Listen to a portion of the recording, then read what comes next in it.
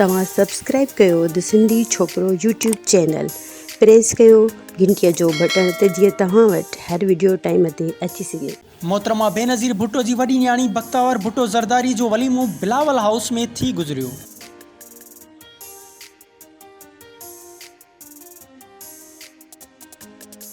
अॻूणे सदर आसिफ अली ज़रदारी जी न्याणी बख़्तावर ऐं महमूद चौधरी जो वलीमो बिलावल हाउस में थी गुज़रियो।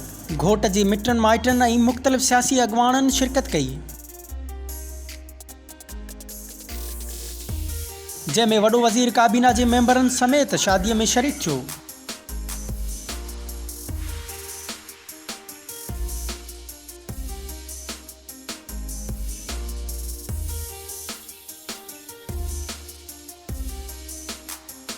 दुबई जो शेख अल निहान ख़ासि जहाज़ ज़रिए पहुतो।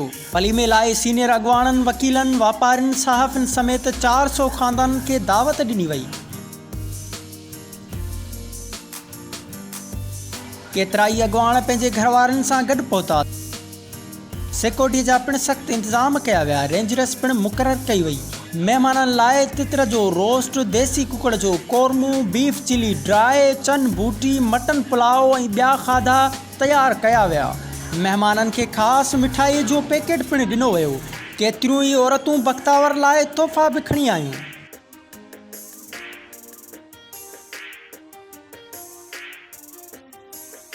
ॿिए तरफ़ लियारीअ जे किकरी ग्राउंड ते पीपल्स पार्टीअ पारां शहीद मोहतरमा बेनज़ीर भुट्टो जी न्याणी बख़्तावर भुट्टो ज़रदारीअ जी शादीअ जी ख़ुशीअ में जश्न जी तक़रीब पिणु कोठाई वई। तक़रीब में शानदार आतिशबाज़ी पिणु कई वई। लियारीअ जे किकरी ग्राउंड में शहीद मोहतरमा बेनज़ीर भुट्टो ऐं अॻूणी सदर आसिफ अली ज़रदारी जी वॾी न्याणी बख़्तावर भुट्टो ज़रदारीअ ऐं महमूद चौधरी जी शादी जी ख़ुशीअ में अज़ीमो शान तक़रीब थी गुज़री।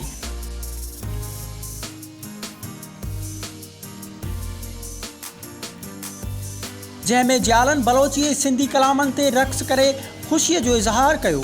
तक़रीब में वॾनि फ़नकारनि पंहिंजे फ़न जो मुज़ाहिरो पिणु कयो।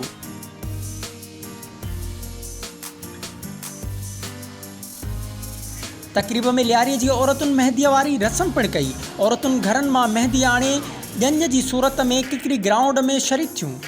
तव्हां सब्सक्राइब कयो द सिंधी छोकिरो यूट्यूब चैनल, प्रेस कयो घंटीअ जो बटन ते जीअं तव्हां वटि हर वीडियो टाइम ते अची सघे।